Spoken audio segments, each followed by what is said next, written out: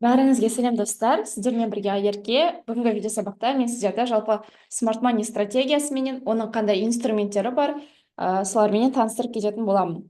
Жалпы рынокта әлемде бойынша трейдерлар екіге бөлінеді. Олар теханализ торговать ететіндер және дағы смарт мани торговать ететіндер. Теханализ ол өздеріңіз білетін, который мынандай уровеньдар, либо поддержка, сопротивление деген секілді уровеньдарды айтады. Немесе мына полосы Боллинджерсы, мынандай стахастик деген секілді индикаторларды айтады. Бұл индикаторлардың барлығы графикті всегда кеш көрсетеді. Яғни мысалға мына индикатор лонгқа кететіндігін мына уже лонгқа кетіп қойғаннан кейін барып көрсетеді. То есть бұндай индикаторлармен торговать ету керегі жоқ. Неге? Себебі сізге жаңағыдай психологически қиын болып кетеді.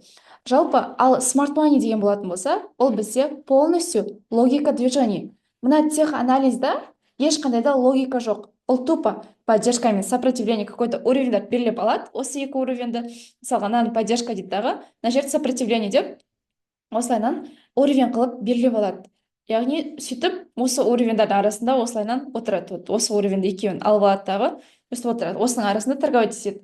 Бұл бізде теханализ болып саналады. А на самом деле смарт мани үшін бұл бізде соңғы фрактальдың ликвидностьтің шешілуі, ордер блокқа дейін тесттің келуі, одан кейін келіп ложный пробой, яғни тоже ликвидностьтің шешілуі. Мына жерде көріп тұрсаңыздар, шартовый ордер флоудың келе жатқандығын көре аламыз. Яғни смарт мани анализі ол сіздерге толығыменен логика движения түсіндіріп береді. Ал тех анализда ешқандай да логика жоқ. Жалпы смарт мани ол бізде крупный участниктардың, жаңағыдай маркетмейкерлардың несі болып саналады, движениесін бақылайтын анализ түрі деп айтуға болады. Крупный участниктар деген кім? Олар бізде жаңағыдай центральный банктар, үлкен биржалар, мысалға жаңағыдай үлкен 100 компанияның, 50 компанияның бірге қосылған биржалар болады ғой, вот сондай мықты жаңағыдай нелерді айтады, компаниялар, соларды айта аламыз, яғни банктерді айта аламыз. Яғни бұлар бізде крупный участниктар, маркетмейкерлар болып саналады. Смарт мани сол маркетмейкерлардың движениесін бақылайтын анализ түрі болып саналады. Ал тех анализда ешқандай да ондай жаңағыдай логика жоқ. Мысалға қараңыздар, допустим, жаңағыдай үлкен банктер, триллион ақша айналатын банктер, олар мынандай уровень сызып отырмайды, типа мына жер поддержка, мына жер сопротивление, поддержкадан былай кетейік деп, олар ешқандай да жаңағыдай уровень сызып отырмайды. Вот поэтому тех анализбенен торговать ететіндер көбінде минуста жүреді. Неге? Себебі график ешқандай да каналға, ешқандай да паттерндарменен немесе индикаторлармен жұмыс жасамайды.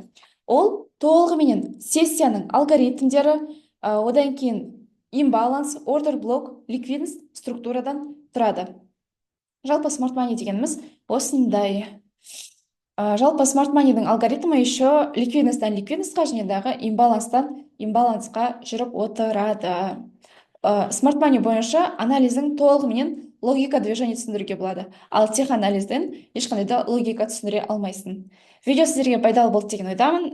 Міндетті түрде каналға подписка жасап, комментарий жазып кетіңіздер.